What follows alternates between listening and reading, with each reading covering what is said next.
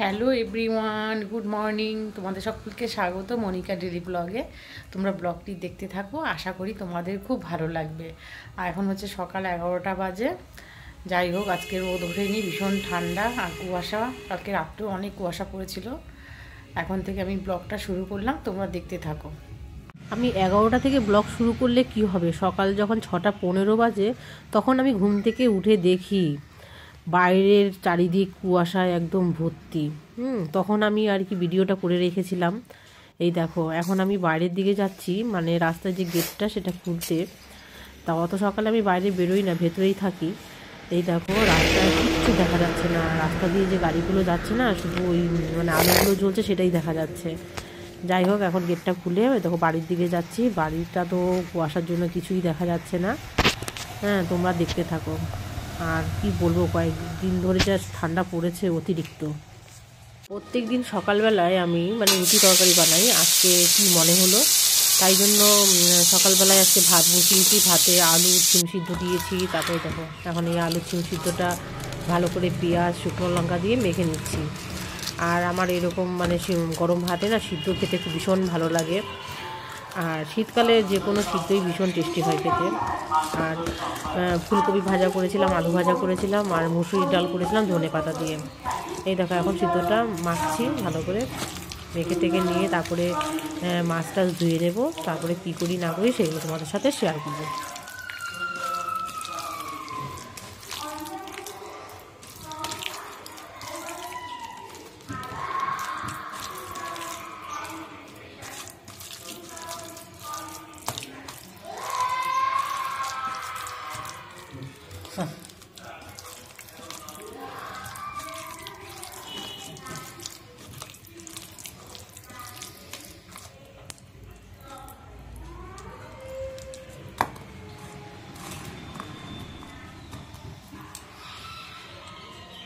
দেখো, বাজার থেকে এটা হচ্ছে দেশি কাতলা মাছ, মানে চালানি হয় না সেটা না, দেশি কাতলা মাছ আর বাটা মাছ আর হচ্ছে লোটে মাছ, এগুলো নিয়ে এসছে।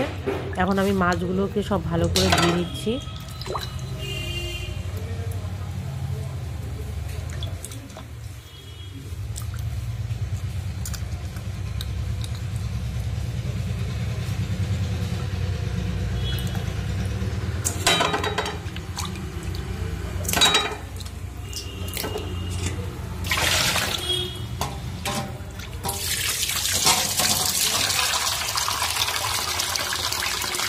এরকম মাছটা ধোয়া হয়ে গেছে, নুন হলুদ মাখিয়ে নিয়েছি। আর এখানে কড়াইতে তেল দিয়ে দিয়েছি। এখন পাঁপড় ভাজবো, পাঁপড় ভেজেই মাছ ভেজে মানে মাছের ঝোলটা রান্না করবো।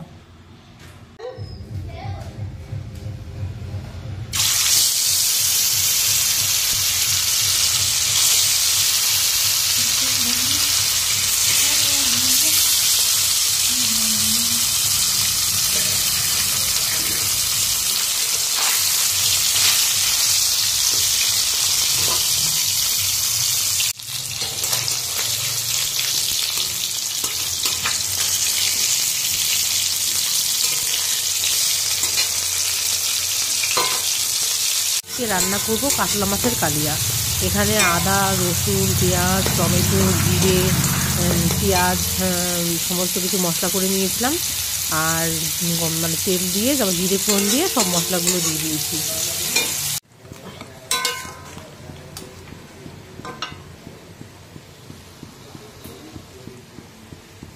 এই দেখো, মাছের ঝোলটা হয়ে গেছে। একটু হালকা করে গরম মশলা দিয়ে দিয়েছি।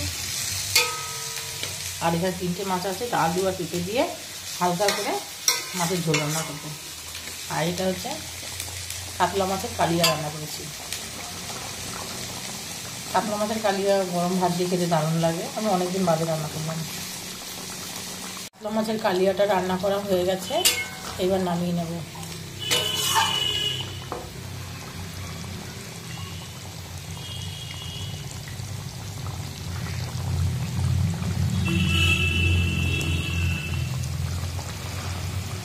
কাতলা মাছের কালিয়াটা দেখতে কেমন হয়েছে অবশ্যই কমেন্ট করে জানাবে। আর দেখে তো ভালোই লাগছে, কিন্তু খেতে আরও বেশি ভালো হয়েছিল।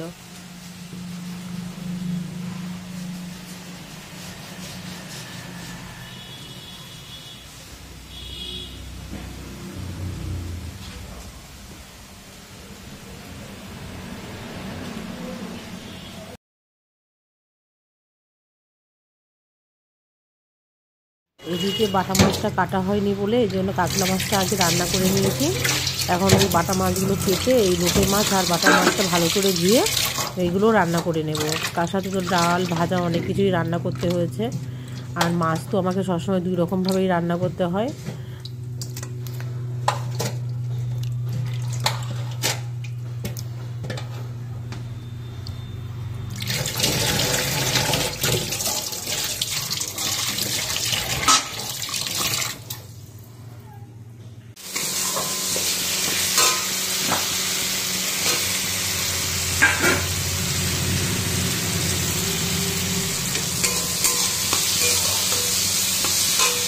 রান্না করছি লোটে মাছের অনেক জল উঠেছে,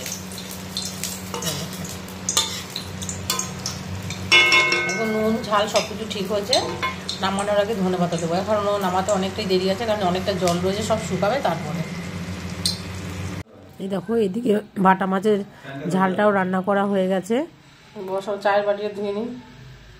আর বাটা মাছের ঝালটা দেখতে কেমন হয়েছে অবশ্যই কমেন্ট করে জানাবে। বাবু একটা ফোন করো।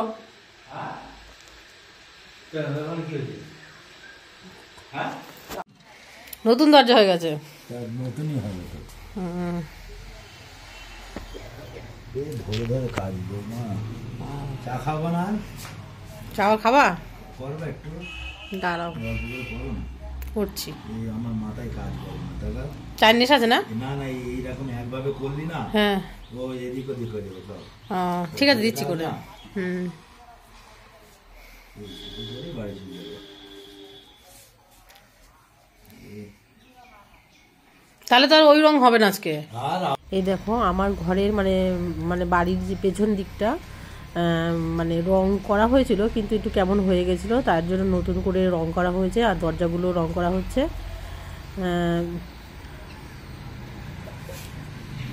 যাই হোক, ভিডিওটা তোমাদের কেমন লাগলো অবশ্যই জানাবে।